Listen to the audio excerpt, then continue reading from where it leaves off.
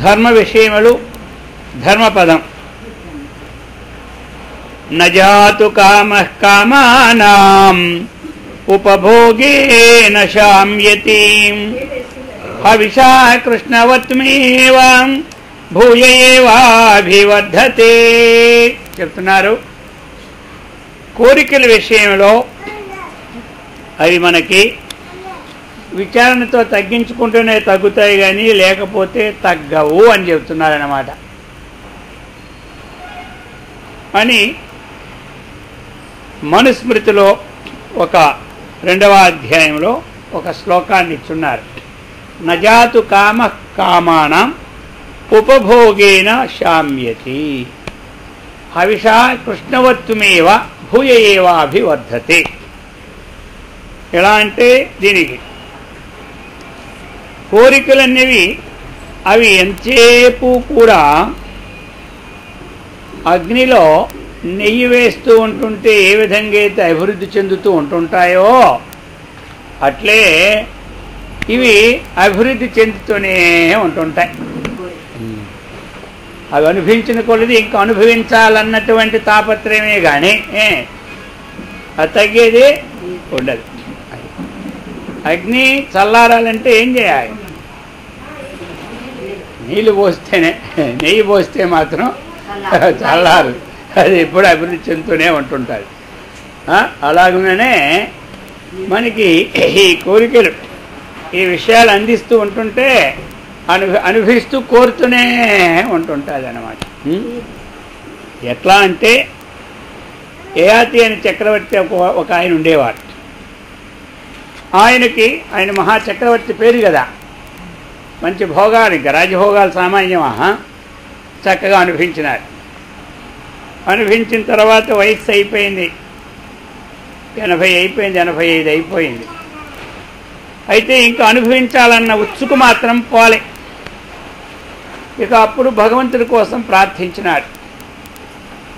భగవంతుడు ప్రత్యక్షమైనాడు. ఏం కావాలని అడిగాడు బ్రహ్మదేవుడు.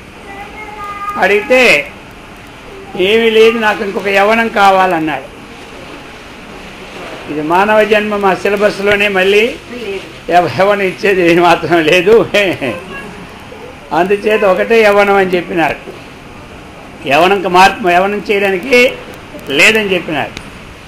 సరే నాకు ఇంక రెండవ కోరిక లేదు, అవసరం లేదు, నాకు ధనం ఉన్నది, ధాన్యం ఉంది, ఇల్లు ఉన్నాయి, పుత్రులు ఉన్నారు, అందరూ ఉన్నారు, కానీ నాకు కావాల్సింది ఇంకొక యవ్వనం ఇస్తే ఇంకా సుఖాలు అనుభవించాలని కోరుకున్నది అని చెప్పినాడు. సరే ఏదైనా ఆలోచించమని చెప్పాడు. చివరిగా ఒక ఛాన్స్ ఆలోచించి చూడమంటే మొత్తం బయలాల్లో వెతికాడు. వెతికితే ఈయన వృద్ధాప్యం ఎవరికైనా ఇచ్చేసి వారి యవ్వనం ఈయనకి ఇవ్వడానికి పరివర్తనం చేయడానికి ఒక అధికారం నాకు ఉంది, కానీ రూల్స్ పైలా సెక్షన్లో మొత్తం మీద ఇప్పుడు ఈ ముసలైపోయిన తర్వాత మళ్ళీ మీకు యవ్వనం ఇవ్వడానికి మాత్రం ఎక్కడ ఏమీ లేదన్నాడు. సరే అనుకున్నాడు. అలా అయితే అనుకొని వెంటనే మర్నాడు అన్ని పేపర్లు అన్ని టీవీలు ఇచ్చేశాడు. ఎవరైనా యవ్వనం ఇచ్చిన వాళ్ళు ఉంటే వాళ్ళకి 10 లక్షల రూపాయలు అన్నమాట, అది ప్రకటన అన్నమాట. ఇంకా ఏది రాజుగారు మెచ్చుకుంటే ఏమైనా ఇస్తారనమాట, అంతవరకు లిమిట్ అనమాట. ఇక మొత్తం 15 రోజులు టైం పెట్టారు అప్లికేషన్ రావడానికి. 15వ రోజైంది, ఒక్క అప్లికేషన్ కూడా రాలే. ఎవరు ఇస్తారండి? యవ్వనం ఇస్తారా? పోయే యవ్వనం వస్తుందా? యవ్వనం అంటూ రాదు కాబట్టి ఎవరు లేదు, వేస్ట్ అయిపోయింది. సరే తన కొడుకు చూసి ఎందుకని తన యవ్వనం ఇచ్చేసినాడు. ఆయన ముసలితనం తీసుకున్నాడు. సరే ఆ యవ్వనం కూడా అనుభవించినాడు. అయినా ఇంకొక యవ్వనం కావాలనే కోరిక కానీ ఇంకా మాత్రం తీరలే. అందుకని ఆయన ఈ శ్లోకాన్ని ఇచ్చారు. నజాతు కామ కామానాం ఉపభోగేన శామ్యతి హవిషా కృష్ణవత్మేవా భూయేవాభివర్ధతే. అగ్నిలో నెయ్యి వేసినంత వరకు అది ఉద్ధృతం అవుతూ ఉంటుంది, కానీ అది ఎప్పుడు చల్లారదు. అలాగని అనుభవించిన కొలది అనుభవించాలనే కానీ ఇంకోటి ఉండదు అని చెప్పుకొచ్చారు. అందుచేత మనకి ఎంతవరకు ఏది కావాలో ప్రారంభదోషాత్ ఏది ప్రాప్తమైందో దానితో తృప్తిని ఉంది, తగిన వైరాగ్యాన్ని సంపాదించుకోవడమే మానవుని యొక్క ముఖ్యమైనటువంటి ధర్మము చెప్తూ ఉన్నారు. సంతుష్టో భార్యాయా భర్త భర్త్రా భార్యా తథైవ చ యస్మిన్నేవ కులే నిత్యం కళ్యాణం తత్ర వై ధ్రువం. మరి ఇంట్లో కళ్యాణ పరంపర ఉండాలంటే, శుభ సూచకాలు ఉండాలంటే ఎవరైతే భర్త వలన భార్యయు, భార్య నుంచి భర్తయును కూడా సంతుష్టులే ఎవరైతే గృహంలో ఉంటారో, భార్యాభర్తలు ఏ గృహంలో అయితే ఎల్లప్పుడూ సంతోషంగా ఉంటారో ఆ యొక్క కుటుంబంలో ఇక కళ్యాణమే కానీ ఎప్పుడూ దుఃఖమో లేదు. ఆ కుటుంబంలో అంతా కళ్యాణ పరంపరే. మరి సంతోషం ఉండాలంటే ఎట్లా మరి? అన్నిట్లోనూ రావాలి. ఒక మాట ఆడారు, ఆ మాటని వీరు సమన్వయం చేసుకుంటూ విచారణ చేసుకోవాలి, వీరు చెప్పిన మాటను వారు సమన్వయించి విచారణ చేసుకోవాలి. ఈ విధంగా అనేకమైనటువంటి ఏ ఆలోచనలు వచ్చినా అది ఒకరికొకరు పరస్పరమైనటువంటి ఆలోచనలతో ఇక వచ్చిన దానితో ఒకరికి తృప్తి ఉండి ఒకరికి తృప్తి లేకపోయినా ఏమవుతుంది? మళ్ళీ మొదలు పెడతారు. అందుకని ఆ తృప్తి విషయంలో కూడా, మనకు ఉండే విషయంలో కూడా, వచ్చిన విషయంలో కూడా పరస్పరము సంతోషంతో ఉంటే ఇక ఇల్లు ఎలా ఉంటుంది? అదే తపోవనం. అన్ని పనులు ఆ ఇంట్లో కళ్యాణంగానే జరుగుతూ ఉంటాయి. అన్యోన్యస్య వ్యభిచారో భవేదామరణాంతికః ఏష ధర్మ సమాసేన జ్ఞేయం స్త్రీ పుంసయో పరః. భార్యాభర్తలు యావజ్జీవితము కూడా ఒకరినొకరు అతిక్రమించుకుంటా ఉంటే అర్థమైందా? స్త్రీ పురుషులు ఇట్లు మెలకుట కంటే గొప్పదమైన ధర్మం ఇంకొకటి లోకంలో లేనే లేదు. ఎందుకంటే గృహంలో శాంతి రావాలంటే మొట్టమొదట ఇది ఆచరణ ఉండాలి అని చెప్తున్నారు. మాతా సమం నాస్తి శరీర పోషణం, చింతా సమం నాస్తి శరీర శోషణం, భార్యా సమం నాస్తి శరీర తోషణం, విద్యా సమం నాస్తి శరీర భూషణం. మన శరీర పోషణకి మాతా సమం నాస్తి, తల్లివలే పుత్రుని శరీరం పోషించు వారు ఎవరో ఉండారు. అంతే. కొంతమంది ఏం చెప్తారు తెలుసా? ఉద్యోగం చేసుకొని వచ్చారనుకోండి, అంటే అప్పుడు రోజులు చెప్పేవారులే, ఇప్పుడు ఆ ముక్క చెప్పుకుంటున్నా. మొట్టమొదటి తల్లి ఏం చూస్తుందంటే కడుపు చూస్తుందట, భార్య ఏం చూస్తున్నా జాబ్ చూస్తుందట. జాబులో ఎంత డబ్బు ఉన్నదో ఏమున్నదో లోపల కుర్చీలు కూర్చోండి. అది అందుకని ఆహార విషయంలో చక్కగా శరీరాన్ని పోషణ చేయడంలో తల్లివలే పోషించేవారు ఎవరో లేరు. పిల్లలనేవి తాను మానేసైనా ఎదురులు ఇస్తారు మంచి మంచి అవి ఇవి. ఇక పిల్లలకు ఉంచుతారే కానీ తను ఎవరో ఎక్కడ కోటుకోగలు తింటే అది లెక్క తేకండి. ఇక్కడ కోటుకోగలు తింటే తినేస్తారు అనుకో. వీలైనంత వరకు కూడా అందరూ కూడా ఆ పిల్లలకే ఉంచుతూ ఉంటుంటారు.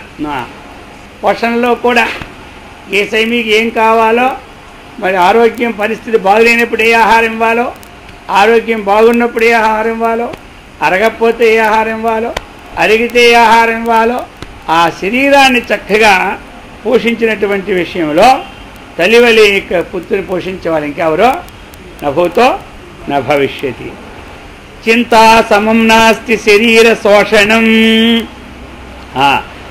ఇక శరీరాన్ని శుష్కింపచేయట్లో చింత కంటే అధికమైనది ఇంకోటి లేనే లేదు. చింత కంటే అధికమైనది ఇంకా ఎవరికైతే చింత ఉందో ఇక వాళ్ళ శరీరం ఏమైపోతుందంటే దినదినమో ఎంత తిన్నా ఈ చింతకే చాలు, ఆ బలం అంతా చింతకే పోతుంది అనమాట.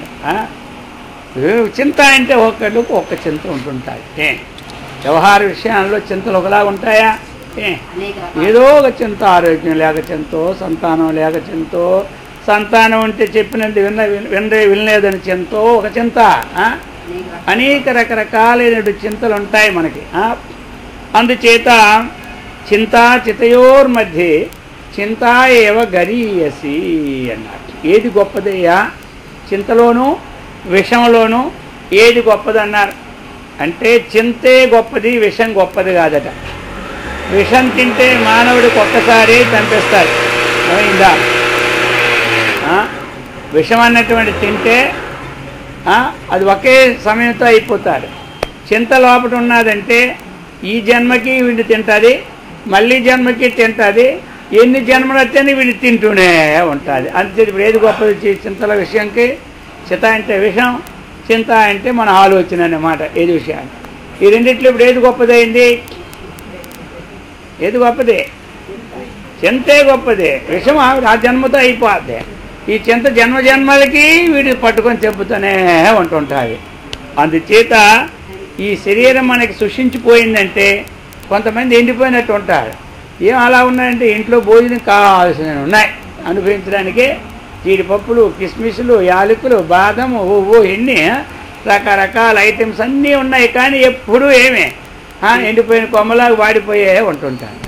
ఏమిటంటే లోపల ఉండేది బయటికి చెప్పడు. ఆ చింత లోపల చింతలు కొని పెట్టుకుంటారు కదా, ఆ చింత బయటికి చెప్పడు. పైన ఎంత ఉన్నా ఏమీ లాభం లేదు. శరీరం మాత్రం సృష్టించు. డాక్టర్ దగ్గరికి వెళ్ళారు, ఎందుకు శరీరం ఎలాగైపోతుందా అని వెళ్తే వాళ్ళన్నీ నార్మలే మొత్తం. ఒక 50,000 ఖర్చు పెట్టి టెస్టులు చేస్తే ఏమైంది చెప్పండి? నార్మల్. నార్మల్ అయితే ఆయన ఏం చేస్తాడు? అది నార్మల్ అయింది. ఇంట్లో అన్నీ ఉన్నాయి, ఈ శరీరం మాత్రం ఏముంది? చింత. అప్పుడు మళ్ళీ రహస్యం గారు, నీకేమిటా చింత చెప్పురా బాబా, చింత తీరుస్తాం అంతే. అప్పుడు 10 సార్లు అంటే అప్పుడు చెబుతాడు లోపల ఎవరు ఉన్నారా లేదో చూసుకొని. అప్పుడు అర్థమైందా? అందుకని ఈ చింత ఎలాంటిది అంటే మానవుడికి శరీరాన్ని శుష్కింప చేసిన దాంట్లో చింత కంటే గొప్పది ఇంకొకటి తెలియదు. భార్యా సమం నాస్తి శరీరతోషణం. శరీరానికి సుఖ సంతుష్ణ సంగతిలో భార్యకు సమానమైన వారు ఇంకొకరు లేనే లేరు. అర్థమైందా? ఏ సమయానికి ఏం కావాలో ఆ వండి పెట్టి ఆ ప్రీతిగా పెడతారు. కొంతమంది ఏది తింటారు, అది వండకపోతే ఏమవుతుంది? ఇక అది భరిస్తారు. కోపం వచ్చినప్పుడు అలాగ ఉంటాయన్నమాట. బాగున్నప్పుడు మాత్రం ఏది తింటారో తెలుసుకొని పెడతారు, కోపం వచ్చినప్పుడు ఏం చేస్తారు? అదేదో తింటారులే, ఇప్పుడు వాళ్ళ కోసం బజార్కి వెళ్ళి ఎవరు తెస్తారు. అందుకని అలా కాకుండా అర్థమైందా విషయంలో అలా కాకుండా అనేక విధాలుగా సుఖ సంతోషాలను వసిగిన వాటిలో భార్య సమం ఇంకొక వారు లేరు. విద్యా సమం నాస్తి శరీరభూషణం. శరీరానికి పోషణ, శరీరానికి శోషణ ఎందించడం, శరీరాన్ని సంతోషపెట్టడం, శరీరానికి భూషణం. 4కి 4 అని చెప్పినారు. మరి శరీరానికి భూషణం ఏమిటి తెలుసా? అలంకారం, జ్ఞానం. విద్య ఉంటే అది అలంకారం. విద్య లేనివాడు పెంత పశువు. అర్థమైంది కదా? మరి శరీరానికి ఎన్ని అలంకారాలు పెట్టుకున్నా మనకి ఏమి? ఎప్పుడు అలంకారం అంటే యుక్తాయుక్త విచక్షణ జ్ఞానం ఉండాలి, శాస్త్ర జ్ఞానం ఉండాలి. ఆ పైన ఇంకా మనకి కుతూహలం ఉంటే ఆత్మజ్ఞానం ఉండాలి. ఆత్మజ్ఞానం లేకపోతే కనీసం ఎవరి దగ్గర ఎలా నడుచుకోవాలో ఆ యొక్క జ్ఞానాన్ని ముందు సంపాదించుకోవాలి. ఏమంటారు? అలాగనే మరి కొంచెం శాస్త్రజ్ఞానం సంపాదించుకుంటే ఇంకా మంచిది. ఒక నియమిత కాలంలో ఏది చేయవలసినటువంటి కార్యక్రమాలని చక్కగా చేసుకోవడానికి వీలు పడుతుందన్నమాట. అందుచేత ప్రతి వారు కూడా విద్యాభ్యాసం అంటాం, కేవలము అది చదువు కోసమే మన విద్య కాదు. విద్య అంటే ఏమిటి? జ్ఞానం. అక్షరం అంటే ఏమిటి? నాశరహితమైనటువంటిది. అందుచేత మనము ఆ జ్ఞానాభ్యాసాన్ని చక్కగా కొనసాగించాలి. ముందు జ్ఞానం సంపాదించుకోవడం అక్కడ ఎంతో చదివేసినా ఏమీ సార్థకం లేదు. విద్యా దదాతి వినయం. విద్య వల్ల ఏమొస్తుంది? వినయం రావాలి. చదువుకున్న కొద్ది వినయం లేకపోతే చదువుకున్నట్ట పండుని కొలది కిందకి ఏలబడే ఉంటుంది కానీ పైకి ఉండదు ఏ చెట్లకి. అలాగనే మనకి ఎంత జ్ఞానం కలుగుతుంటే అంత మనము పొంగాలి. అది అప్పుడు మనకి జ్ఞానం బాగా ఉన్నట్టు. మనం ఎంత చదువుకొని మనం ఆకాశం మీద చూస్తూ ఉంటుంటే అది జ్ఞానమా అజ్ఞానమా? అజ్ఞానమే. ఎంత చదివి ఎన్ని విన్నను గాని హీనుడు అవగుణంబు మానలేడు. బొగ్గు పాలు కొడుగా ఓవునా మలినంబు విశ్వదాభిరామ వినురువేమ. బొగ్గుకునే మసి పోవాలని ఒకటి పాలతో రుద్దుతున్నాడు. పాలు తెల్లగా ఉన్నాయి కాబట్టి ఈ బొగ్గు తెల్లగా అయిపోద్దని ఒకటే రుద్దుడు మొదలెట్టాడు. దేంట్లో? పాలల్లో. ఎంత పాలు రుద్దినా బొగ్గు నల్లగా వద్దా తెల్లగా వద్దా? ఆ ఉన్న పాలు కూడా నల్లగా అయిపోయింది. అర్థమైందా? అదేవిధంగా ఎంత చదివి ఎన్ని విన్నాను కానీ హీనుడు అవగుణంబో అది మాంటేనే మనకి జ్ఞానం వచ్చినట్టు. అది మానకపోతే అది కొంతమంది చదువుకొని చిన్నప్పుడు బాగానే ఉంటారు, చదివినాకైతే తల్లిదండ్రుల మీద తిరగబడుతుంటారు. ఎందుకంటే ఎంత చదువుతుంటే అంత తిరగబడుతుంటారు అన్నమాట. అలా ఉండకూడదు. వాళ్ళు ఎప్పుడూ తల్లిదండ్రుల్ని ఎదిరించి మాట చెప్పడం కానీ వాళ్ళకి కష్టపెట్టడం కానీ ఉండకూడదు. అది మానవ ధర్మం అన్నమాట. అన్ని పాపాల కంటే అంతకంటే పాపం ఇంకొక పాపం లేనే లేదన్నమాట. అది చెప్తున్నారు. మాతానా సమం నాస్తి శరీర పోషణం. శరీరాన్ని పోషించిన వాటిలో తల్లి కంటే అధిక లోకములు ఎవరో లేరు.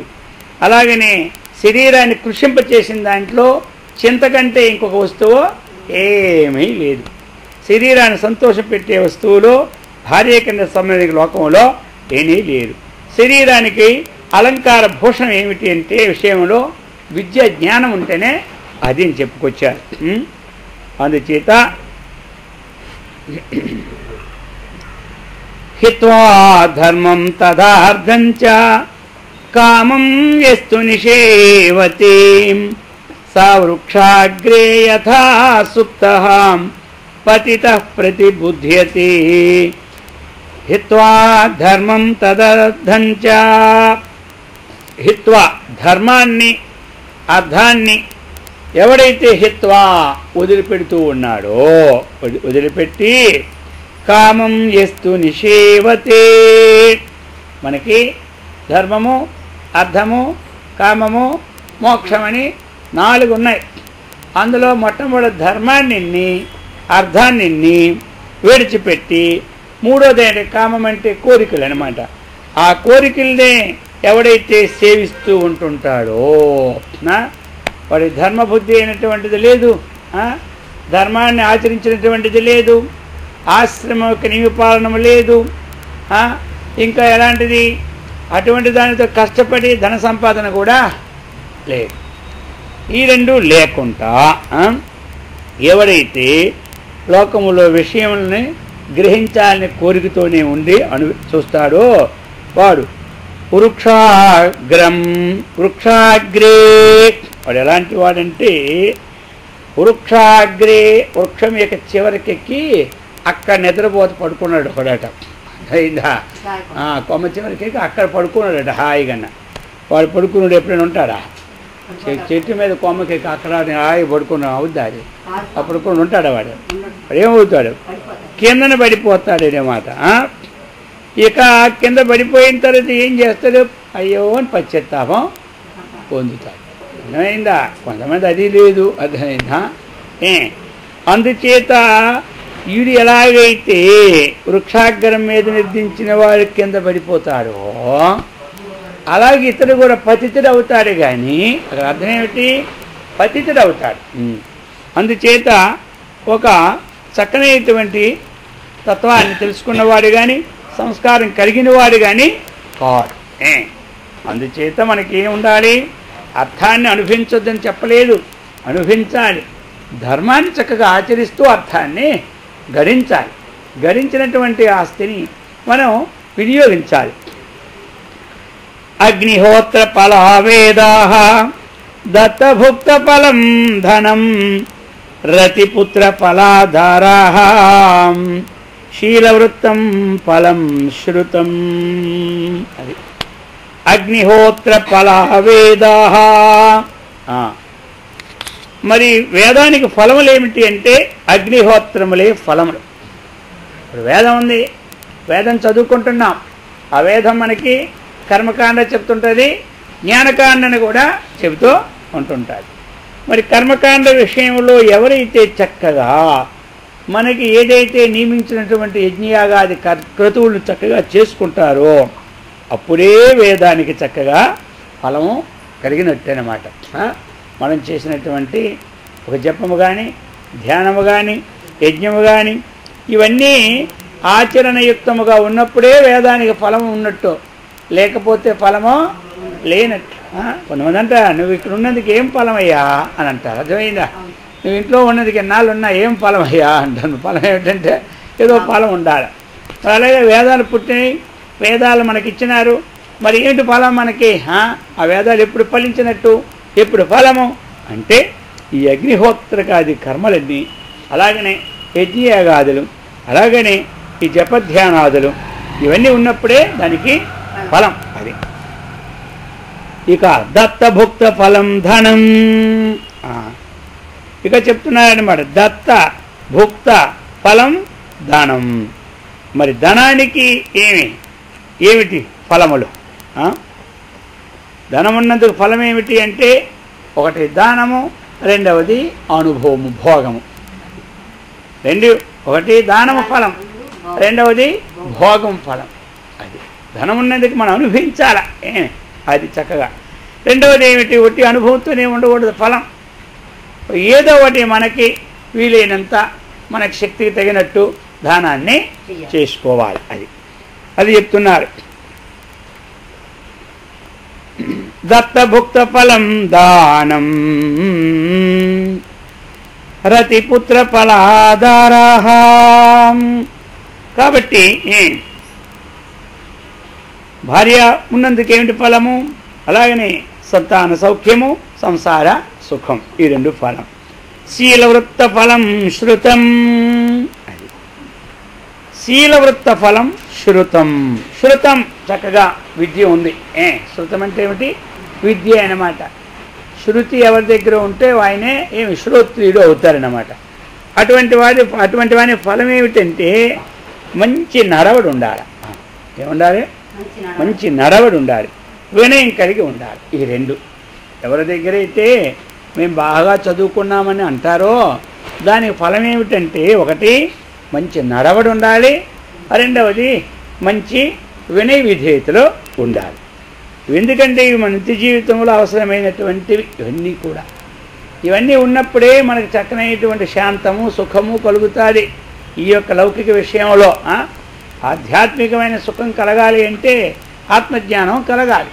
సరే, ఆత్మజ్ఞానాన్ని పొందడానికి తగినటువంటి ప్రయత్నం లేకపోయినా మనకి నిత్య జీవితంలో ఆచరించిన విషయాలు చక్కగా ఆచరించుకుంటే మనకి ఈ సుఖము చక్కగా కలుగుతుంది. అమృతం సద్గుణ భార్య, అమృతం బాలభాషితం, అమృతం రాజసన్మానం, అమృతం మానభోజనం. ఇక మన జీవితం అమృతమయం కావాలని ఉంటుంది లేదు అందరికీ? జీవితం అందరికీ ఏముంటుంది? అమృతమయం కావాలి అంతా.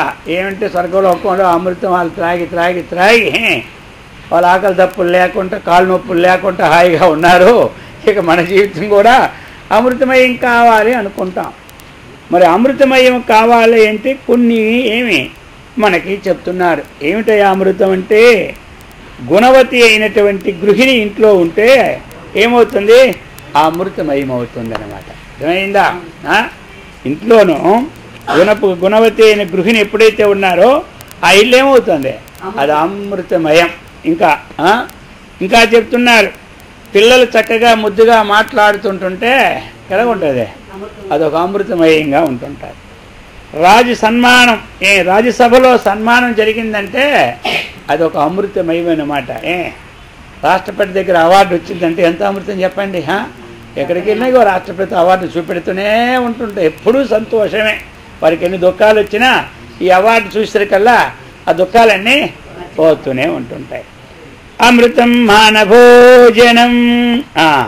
ఇంకా ఏమిటి? మితమైన భోజనం చేస్తుంటే అమృతంగా ఉంటారు. అర్థమైందా? మితంగా ఉండాలి. భోజనం ఎలాగ ఉండాలి? భోజనం ఎక్కువైతే ఏమవుతుంది? విషమైపోద్ది.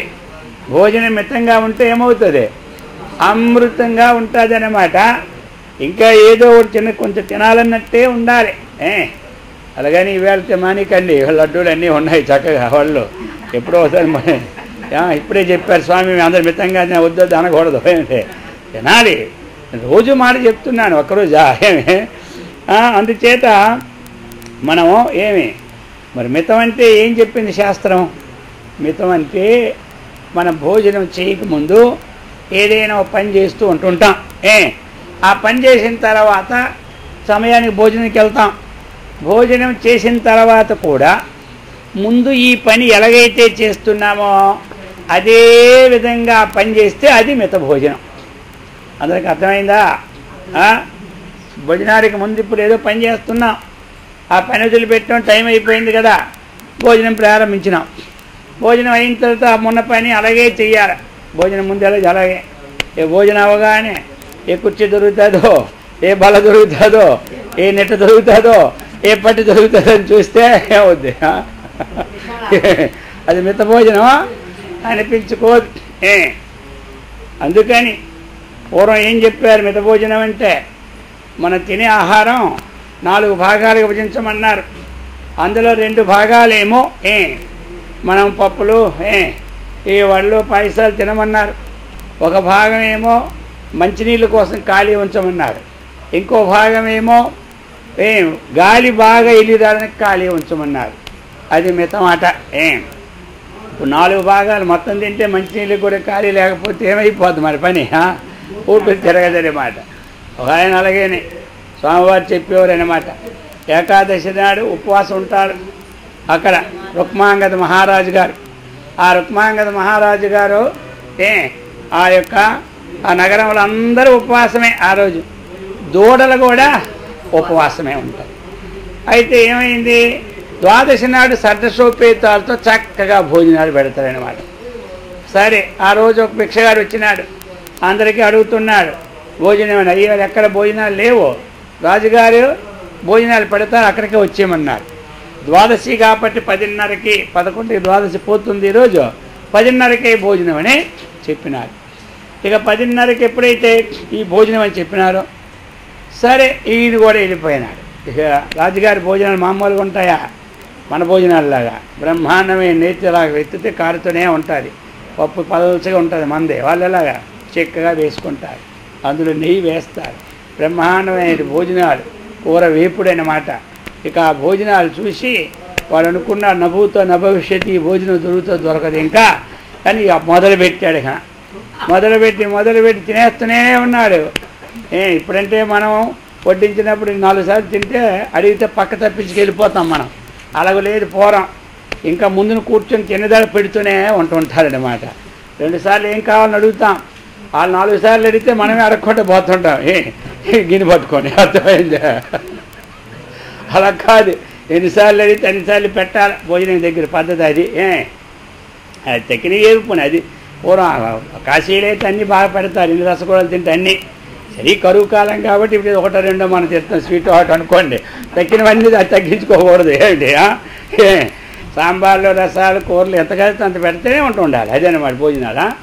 సరే మొత్తం మీద అంతా పెట్టినారు, బ్రహ్మాండంగా తినేసినారు. ఎవరు ఇక తిండి ఎక్కువైపోయి లేవలేకపోతున్నాడు.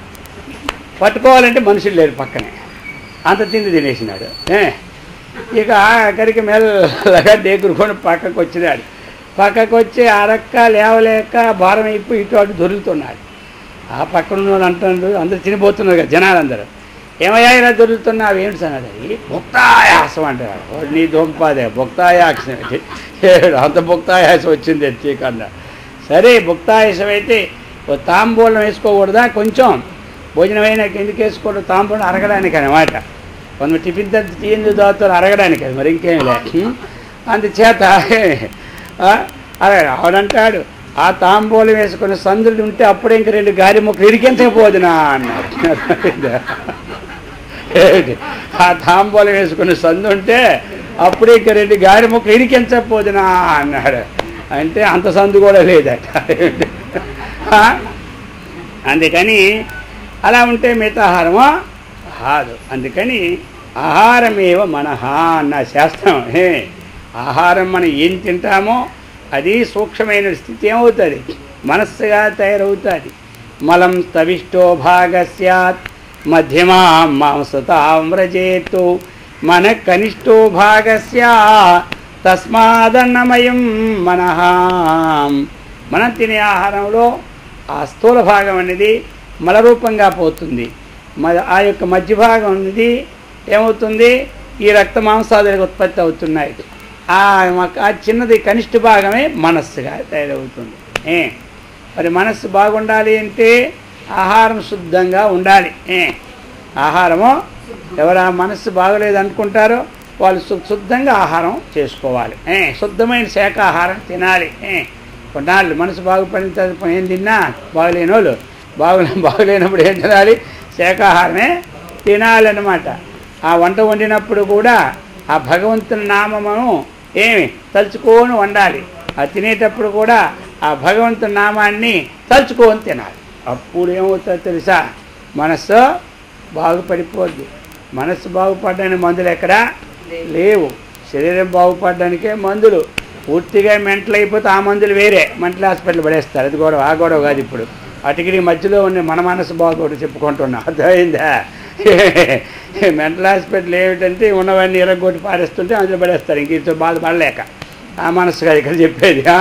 అదే సాధారణ రూపంలో మన మనస్సులన్నీ మనకు స్వాధీనం కావాలంటే ఆహారంలో మార్పు రావాలి చక్కగా. అందుచేత అటువంటి మనస్సే బంధానికి కారణం, మనస్సే మోక్షానికి కారణం. మనయేవ మనుష్యానాం కారణం బంధమోక్షయోహో. మన మోక్షానికి వెళ్ళాలన్నా ఏమిటి ఉండాలి, మనస్సే కారణం. బంధానికి వెళ్ళాలన్నా మనస్సే కారణం. అందుచేత ఈ మనస్సును మనం ఏం చేయాలి, స్వాధీనం చేసుకోవడానికి దీని నియమాలన్నీ చక్కగా పాలిస్తారు. ఎక్కడికి పోదు. మన ఆహార విషయంలో ఇప్పుడు కొంతమంది వేడిగా తాగేస్తారు, అర్థమైందా? పొయ్యి మీద కింద దించడం, మనం పట్టుకుంటే చెయ్యి కాలిపోదు, అది గొడగొడ కూడా తాగేస్తూనే ఉంటారు. ఆయన ఎలాగ ఈశ్వరుడు ఆలాహలం తాగలేదా అని అడుగుతాడు అనమాట, అర్థమైందా?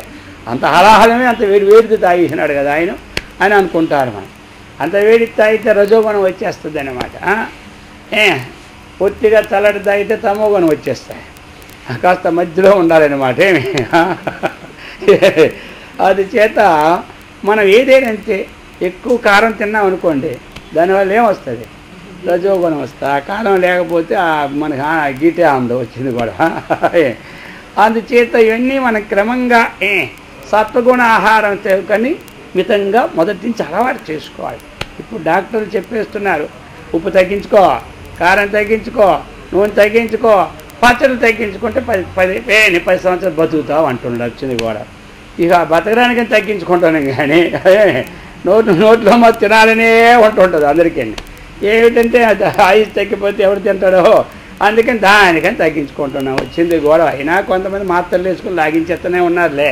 ఆయన ఏం వద్దన్న ఆయన వద్దన్న మిగిలి ఆయనేమో ఉపాయం చెప్తారు, తినలేకపోతున్నాను స్వామి ఉండలేకపోతానంటే సర్లే 4 మాత్రలు వేసి పో అంటారు రహస్యంగా మరేనా.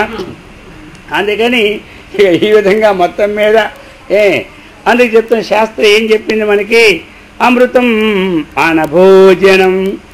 భోజనం దగ్గర కూర్చున్నప్పుడు మనస్సు మనకి చక్కగా ఉండాలంటే ఆ భోజనం చేసిన చెప్పి ఎవరు మాట్లాడకూడదు, అయిందా? ఇప్పుడు భోజనాల దగ్గర ఆ సెల్ ఫోన్ పట్టుకుని సెలలు వచ్చి భోజనం లేదు, బొట్టు లేదు, బాత్రూమ్ లేదు, ఎక్కడికి వెళ్ళినా మాటలు సెలలు వచ్చి మొత్తం పోయిన. ఎన్నాళ్ళ ఆ ల్యాండ్ దగ్గరికి వెళ్ళి బద్ధకం చేత కాసేపు ఆగేది. ఇప్పుడు దగ్గర ఎట్టాక్ కొన్ని ఎక్కిడు ఏది కొంపలు మనం మురిగిపోయినట్టు అందరికీ. మొత్తం మీద ఆ కొన్ని నియమాలు పెట్టుకోవాలన్నమాట. ఆ భోజనం దగ్గర కూర్చున్నప్పుడే అప్పుడు బంద్ చేసుకోవాలండి. దేవుడితో జపం దగ్గర కూర్చున్నప్పుడు బంద్ చేసుకోవాలి. ఆ తర్వాత ఇక మాట్లాడుతూనే ఉంటుండాలా. భోజనం దగ్గర భగవద్భావనతో తినాలి.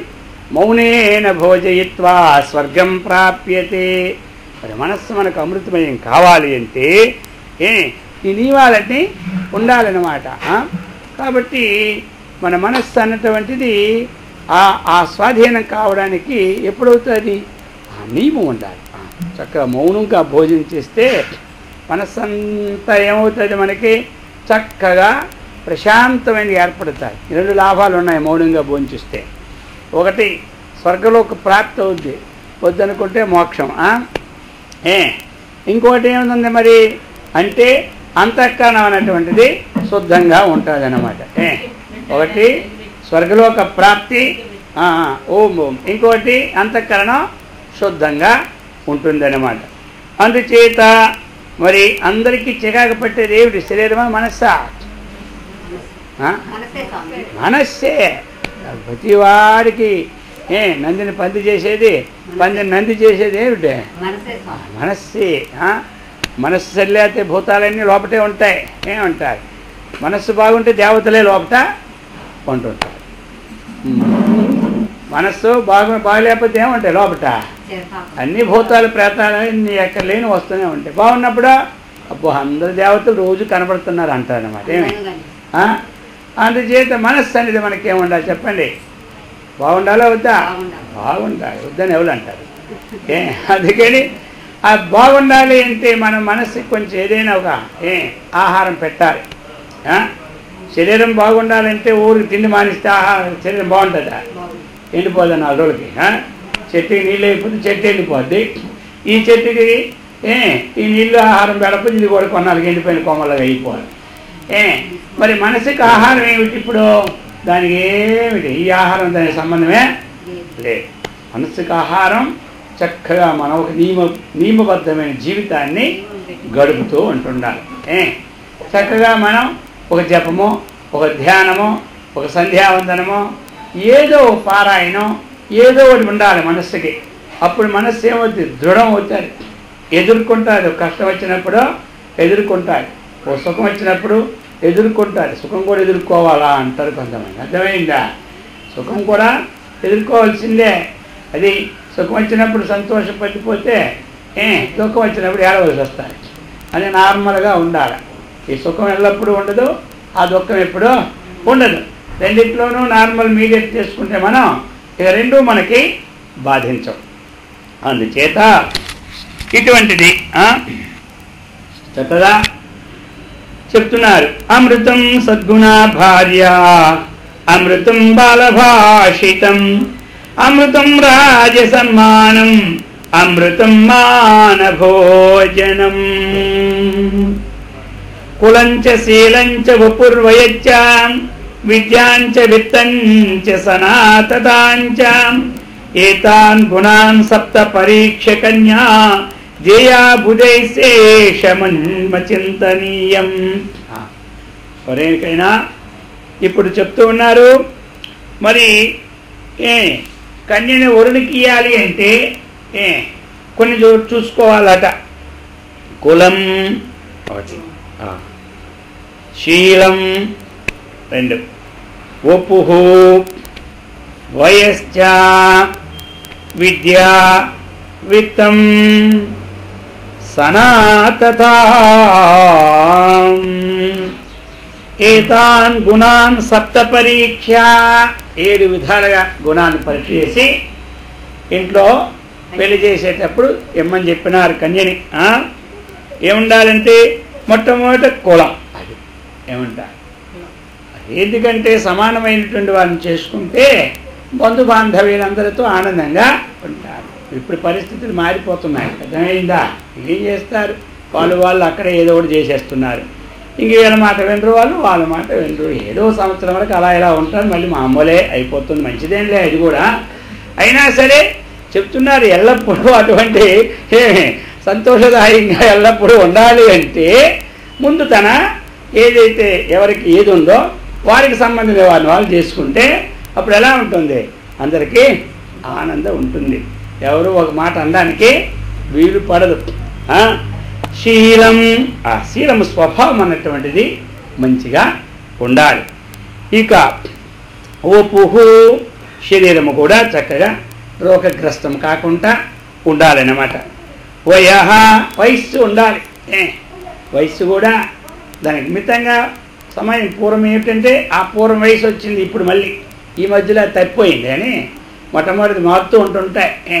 పూర్వం 25 సంవత్సరాలు కుర్రవాడికి వచ్చినాక, 20 సంవత్సరాలు అమ్మాయికి వచ్చినాక ఒక 5-6 సంవత్సరాలైనా తక్కువ ఉండాలి. ఎందుకంటే ఎంత తక్కువ ఉంటే అంత మంచిది అనమాట.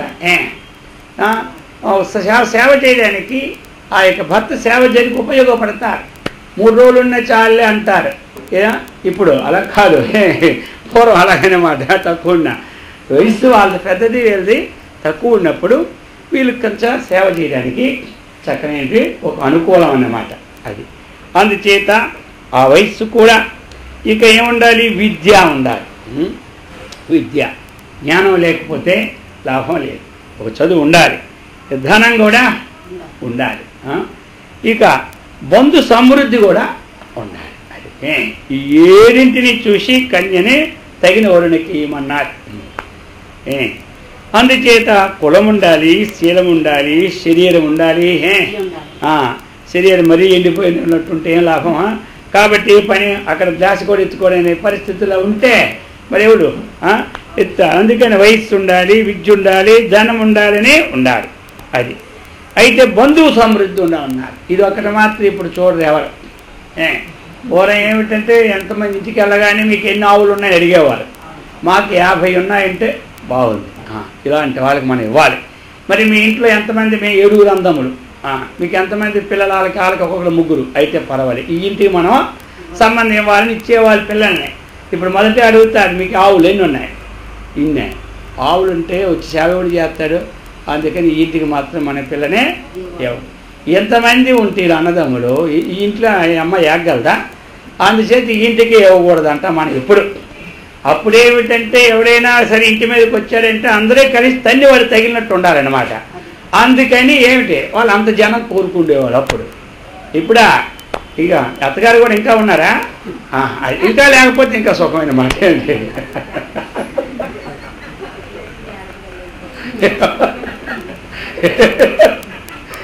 ఇంకా ఉన్నారంటే పెళ్ళి ఇంకా ఉన్నారా?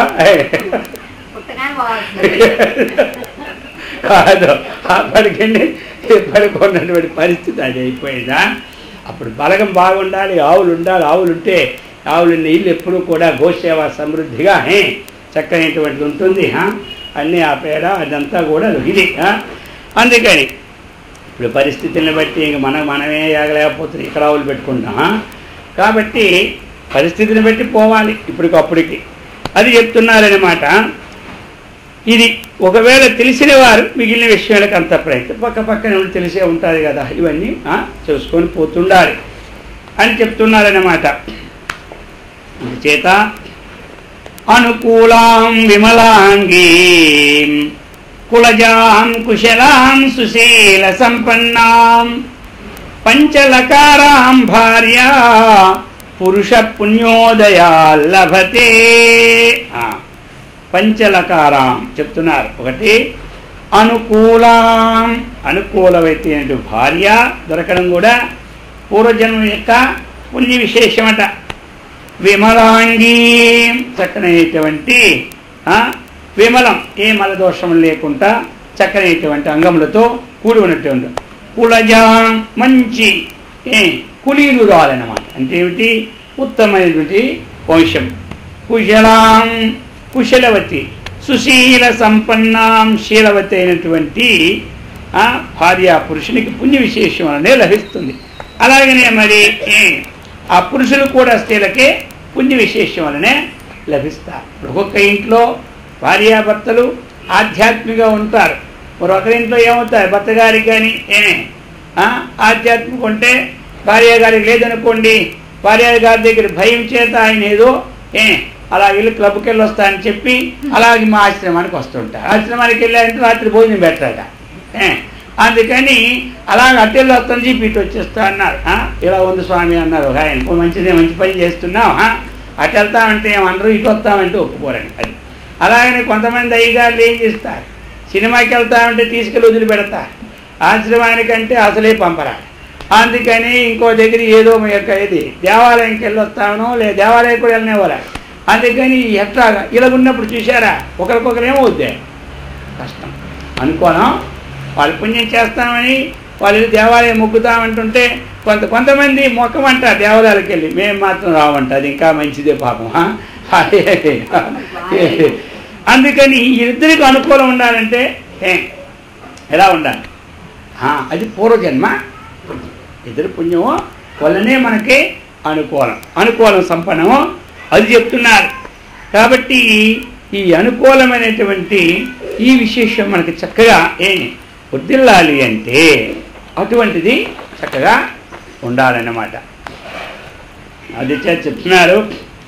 కన్యావరయతే రూపం మాతా విత్తం పితా శ్రుతం బాంధవా కులమిచ్చంతి మృష్టాన్నమితరే జనాః అంటున్నారు. ఇక్కడ 5గురు తల్లి ఏం కోరుకుంటుంది, తండ్రి ఏం కోరుకుంటాడు, ఎవరికైనా వివాహం చేయాలనుకున్నప్పుడు కన్య ఏం కోరుకుంటుంది అంటే వరయతే రూపం, వరునిలో రూపాన్ని కోరుకుంటుంది కన్య. తల్లి ఏం కోరుకుంటుంది అంటే ధనవంతుణ్ణి కోరుకుంటాడు, అది ధనవంతుడైన అల్లుడు ఉండాలి. తండ్రికి ఏం కావాలంటే విద్యావంతుడే ఉండాలనుకుంటారు. అయిందా? బంధువులు ఏం చేస్తారు, వాళ్ళు కులోన్నతిని కోరుకుంటారు. బంధువర్గం ఏమిటి, తనకు సంబంధమైన కులాన్ని వారు కోరుకుంటారు. ఇంక ఇతరులు ఏం కోరుకుంటారు, మృష్టాన్నమితరే జనాః, ఇంక వాళ్ళకి పెళ్ళైతే మనకు బ్రహ్మాండమైనటువంటి రసగుల్లాలు గులాబ్ జాములు ఇవన్నీ వస్తాయి. కాబట్టి వీళ్ళు ఇది కోరుకుంటారు. పెళ్ళి బాగుందా లేదని ఎక్కడొస్తా చెప్పండి, భోజనాల దగ్గరే. ఎంత పెళ్ళి బాగున్నా భోజనాలు సరిలేదని అది ఏం పెళ్లి చేసేవాడు ముఖంలా ఉందిలే అంటారు. అర్థమైందా? పెళ్ళి అంతే. అందుకే ఇక్కడ అదే చెప్తున్నారు అనమాట. మృష్టాన్నమితరే జనాః, ఇతర జనాలు ఏంటి, మంచి భోజనం, బ్రహ్మాండమైనటువంటి జీడిపప్పు కూర ఉండేరనుకోండి, ఏట్లా బ్రహ్మాండమైన భోజనం ఉంటారా లేదా? మరి కొంతమంది పాయసం వండుతారు, అందులో ఎక్కడో జీడిపళ్ళు కనబడుతుంది, ఎవరికో అదృష్టం వచ్చారు అంతే, అలా ఉంటుంది అనమాట. ఏమంటారు? అలా కాకుండా దాని నిండా మనం జీడిపప్పు కిస్మిస్ యాలకులు వేసి ఉంటే ఆ భోజనం ఎలా ఉంటుంది?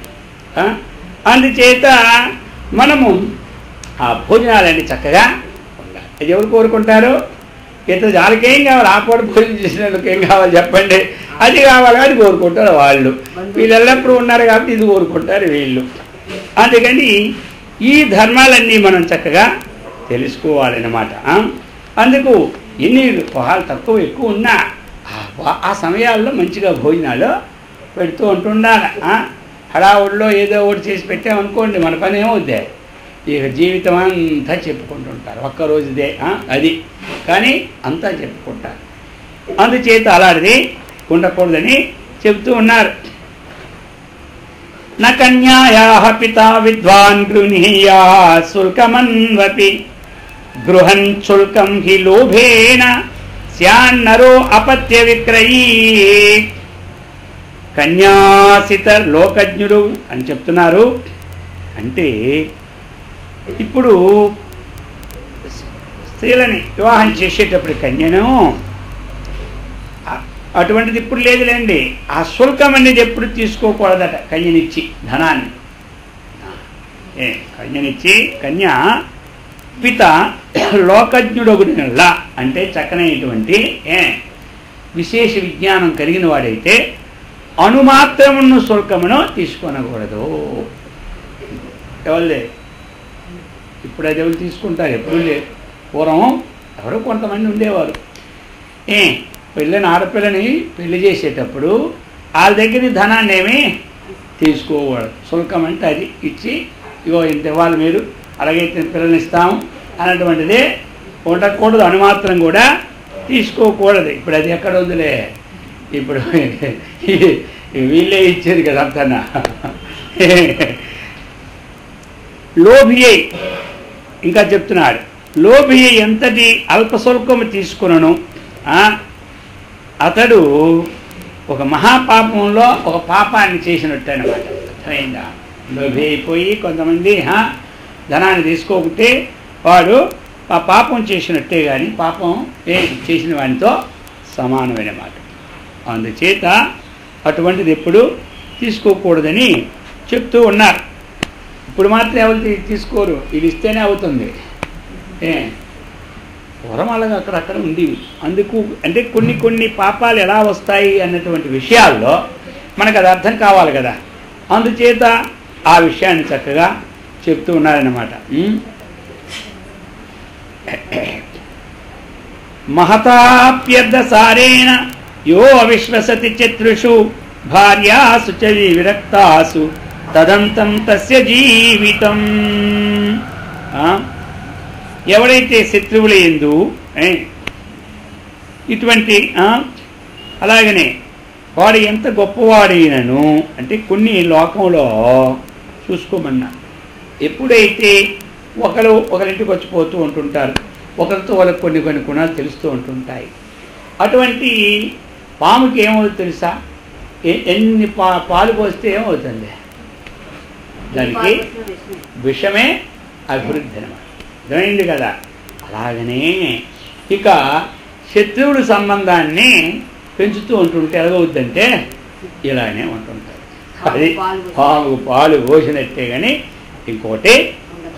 అందుచేత కొన్ని మనం ఇవన్నీ లోకంలో ఏది నేర్చుకుంటే శాంతిగా ఉంటుందో ఆ విషయాన్ని చెప్తున్నారు. అది కాబట్టి అందరూ కూడా ఈ విధంగా అటువంటి సత్కర్మనిష్టనం, భగవద్భక్తిని, ఆత్మజ్ఞాన సంపత్తిని చక్కగా పొందినట్లు చేసి ఆ భగవంతుడు అందరినీ అనుగ్రహించుగాక.